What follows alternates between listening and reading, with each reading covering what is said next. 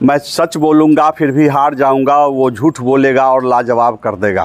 देवेश चंद ठाकुर ने सच बोल दिया है। उनका गुनाह यही है कि उन्होंने सच बोलने की हिम्मत कर डाली, और सच कड़वा होता है।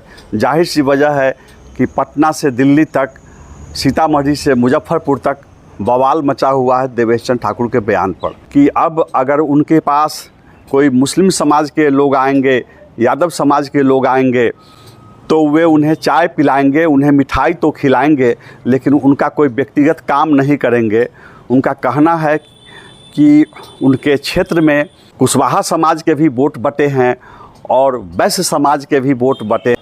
नमस्कार, मैं हूं विवेश त्रिवेदी और आप देखना शुरू कर चुके हैं जनता चौक लाइव। आगे बढ़ने से पहले इस वीडियो को लाइक कीजिए, इसे अधिक से अधिक शेयर कीजिए और मेरे चैनल जनता चौक लाइव को सब्सक्राइब कीजिए, ताकि मैं उन लाखों दर्शकों तक पहुंच सकूं जो अब तक मेरा वीडियो नहीं देख पा रहे हैं। यह वीडियो रोचक है, सामयिक है, आप मेरे साथ अंत तक बने रहिए। देवेश चंद ठाकुर को मलाल है कि वे सामान्य दिनों में बरसों से हर जाति के लोगों का काम करते आ रहे हैं, इसलिए उन्हें उम्मीद थी कि चुनाव में उन्हें हर जाति का वोट मिलेगा, लेकिन ऐसा नहीं हुआ।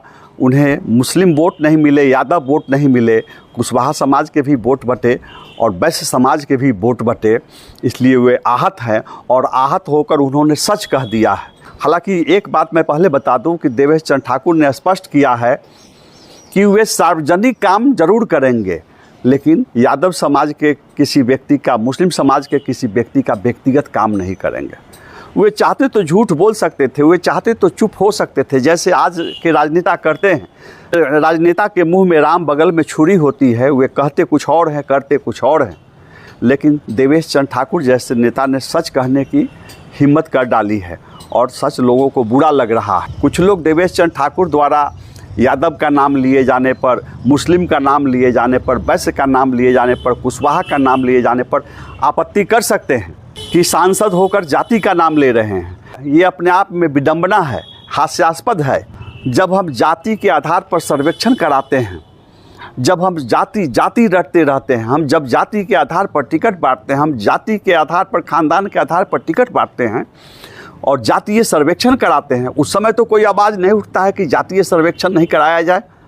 तो जिस समाज में, जिस सरकार के द्वारा जातीय सर्वेक्षण कराया जा रहा हो, उस समाज का कोई सांसद अगर किसी जाति के बारे में शिकायत कर बैठा तो उसमें क्या बुराई है। और याद रखिए, शिकायत अपनों से की जाती है, गैरों से शिकायत नहीं की जाती है। लोकसभा चुनाव 2024 के दौरान जब भी मुझसे सीतामढ़ी संसदीय क्षेत्र के बारे में पूछा जाता था, मुझे यह कहने में कोई गुरेज नहीं है कि मैं कहता था कि देवेश चंद ठाकुर वहाँ फंस गए हैं, वे मुश्किल में फंसे हुए हैं। मैं बोलता था कि देवेश चंद ठाकुर को पर्याप्त संख्या में वैश्य वोट नहीं मिल रहे हैं। मैं बताता था कि वैश्य वोटों में विभाजन है, मैं बताता था कि कुशवाहा मतों में विभाजन है, और यही वजह थी कि मुझे दिखाई देता था कि देवेश चंद ठाकुर वहाँ पर मझधार में फंसे हुए हैं। मुझे आशंका यह भी होती थी कि देवेश चंद ठाकुर चुनाव हार सकते हैं। मैं अपने मन से ऐसी बातें नहीं बोलता था। मुजफ्फरपुर से वैश्य समाज के लोगों को मनाने के लिए यहाँ से संजीव साहू जाते थे, भूपाल भारती जाते थे और जेडीयू नेता सुरेश गुप्ता जाते थे। ये लोग जब सीतामढ़ी से लौट कर आते थे, उनसे मेरी बातें होती थी। ये लोग स्वीकार करते थे कि हाँ, सीतामढ़ी में वैश्य मतदाताओं में नाराज़गी है, सुनील कुमार पिंटू का टिकट कटने की वजह से नाराज़गी है, बगल के शिवहर सीट पर रामा देवी का टिकट कटने से नाराज़गी है और वैश्य समाज बिखरा हुआ है। तो ऐसी स्थिति में मैं भी भविष्यवाणी करता था कि देवेश चंद ठाकुर चुनाव हार भी सकते हैं। लेकिन जब मेरी बात सीतामढ़ी के लोगों से होती थी तो वे बताते थे कि देवेश चंद ठाकुर किसी एक जाति के भरोसे नहीं रहते हैं, वे सालों भर हर जाति के लोगों का काम करते हैं।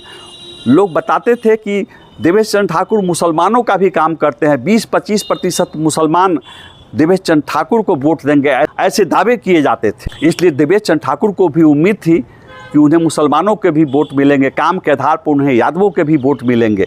लेकिन देवेश चंद ठाकुर को वोट नहीं मिले, तो उनकी शिकायत जायज़ है। हाँ, ये सही है, देवेश चंद ठाकुर एनडीए के प्रत्याशी थे, लेकिन हमें यह नहीं भूलना चाहिए कि देवेश चंद ठाकुर जेडीयू के प्रत्याशी थे। उनका चुनाव चिन्ह कमल नहीं था, उनका चुनाव चिन्ह तीर था। और आपको पता है कि नीतीश कुमार मुस्लिम समाज के प्रति कितने सजग रहते हैं, संवेदनशील रहते हैं। अगर देवेश चंद ठाकुर को उम्मीद थी कि उन्हें मुसलमानों के वोट मिलेंगे, तो इसमें क्या बुराई है। उम्मीद है कि आपको यह वीडियो पसंद आया होगा। कृपया इसे अधिक से अधिक शेयर कीजिए, इसे लाइक कीजिए और मेरे चैनल जनता चौक लाइव को सब्सक्राइब कीजिए। नमस्कार।